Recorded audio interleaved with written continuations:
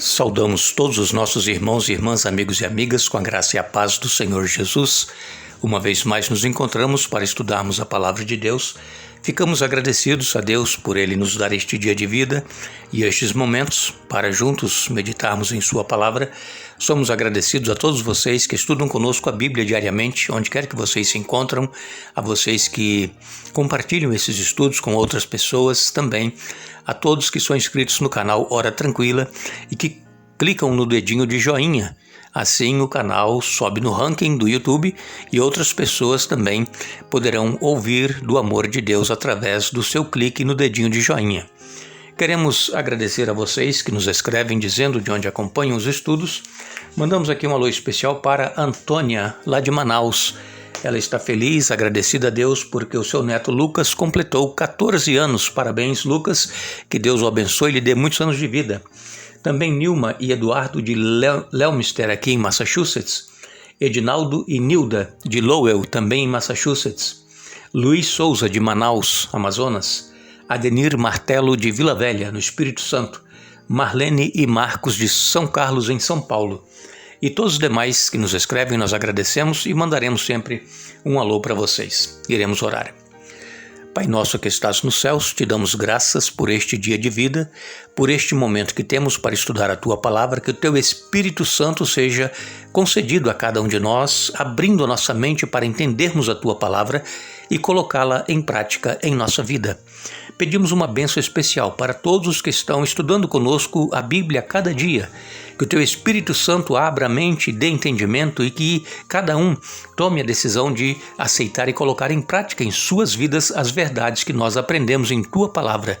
Abençoa-os nas suas lutas, necessidades, dificuldades, problemas e todos os demais que nos pedem orações que também sejam abençoados por Ti. Em nome de Jesus. Amém. Nós estamos esta semana estudando sobre o profeta Jonas, um profeta inquieto, ele não tinha paz. E nós estamos nesta série falando de paz, descanso em Cristo. E muitas pessoas que são cristãs também, às vezes, estão como o profeta Jonas, não tem paz, não tem descanso. Por quê? Porque não se rendem completamente a Jesus, não deixem Jesus atuar em sua vida. Aceitaram a Jesus, mas querem fazer as coisas de acordo com a vontade própria. Acham que sabem tudo e como resolver e deixam Deus de lado.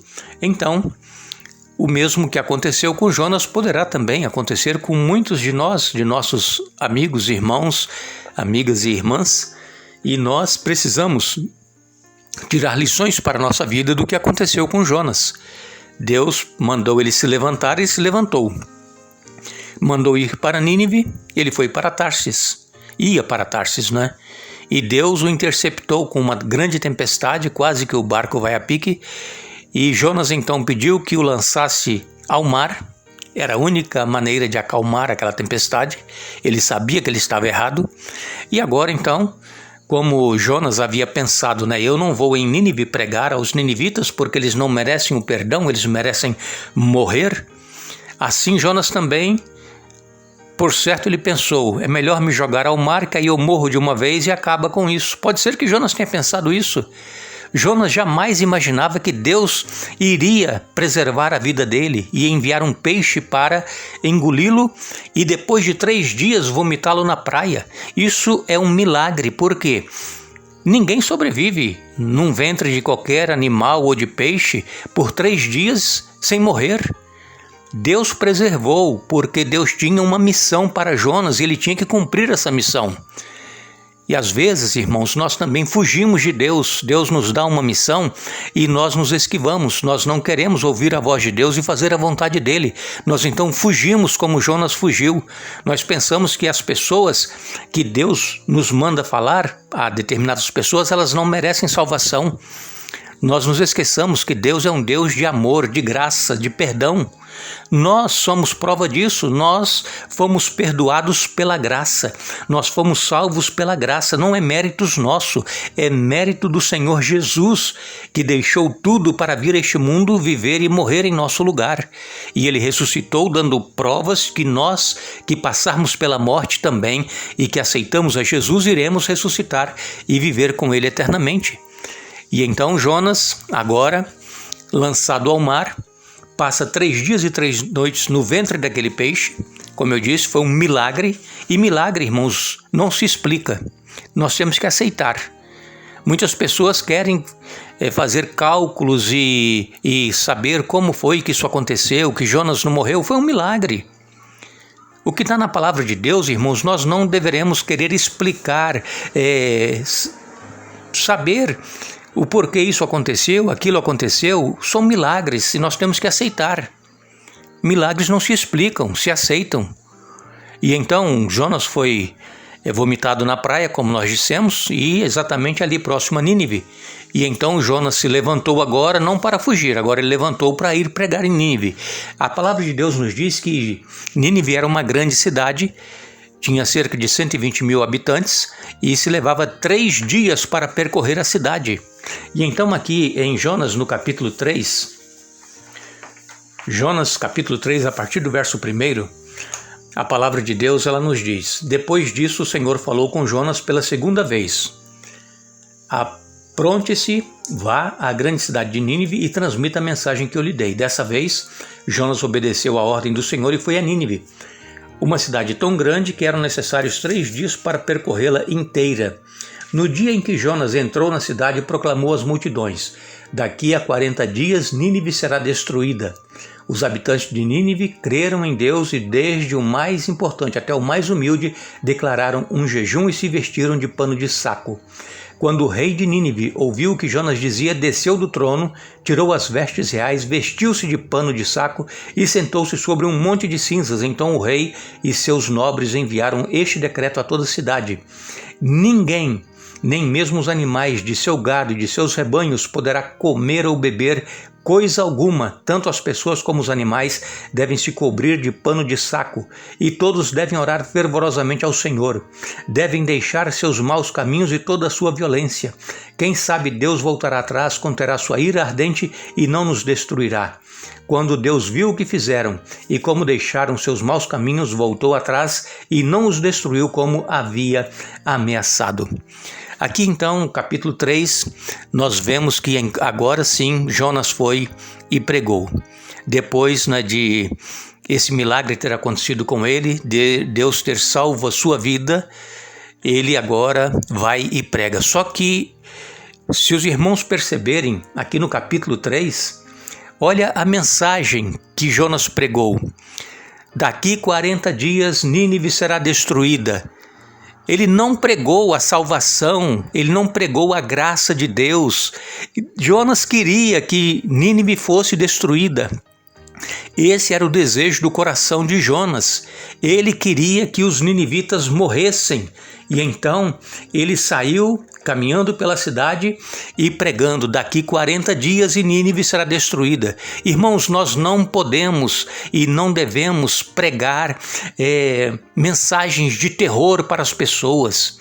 Nós não podemos condenar as pessoas. Nós temos que apresentar na nossa mensagem, apresentar Jesus, a graça que nos salva, o amor de Deus por cada um de nós.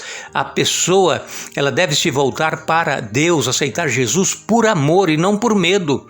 Quando nós pregamos o terror para as pessoas, o fim do mundo, o apocalipse, a destruição que está diante de nós, as pessoas vão vir a Jesus por medo.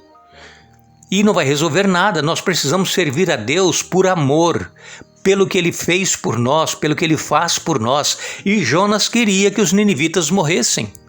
Nós encontramos na palavra de Deus, aqui em Jeremias capítulo 25, no verso 5, todas as vezes a mensagem foi a mesma: abandonem seus maus caminhos e suas más ações.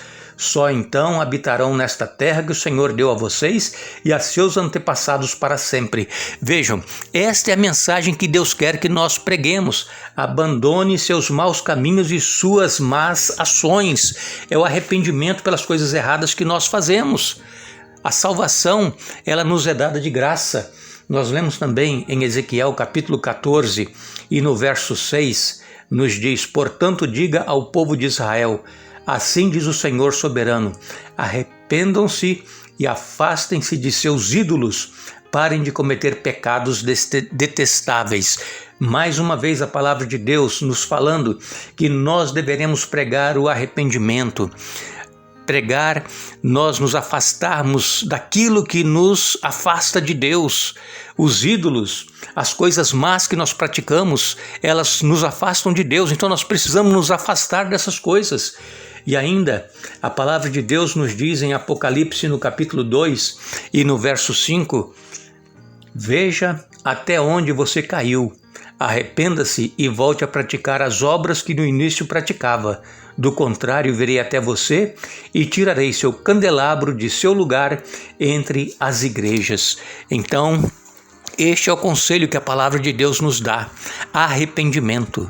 Nós não deveremos pregar terror, como Jonas pregou, 40 dias e Nínive será destruída, e ainda assim eles se arrependeram.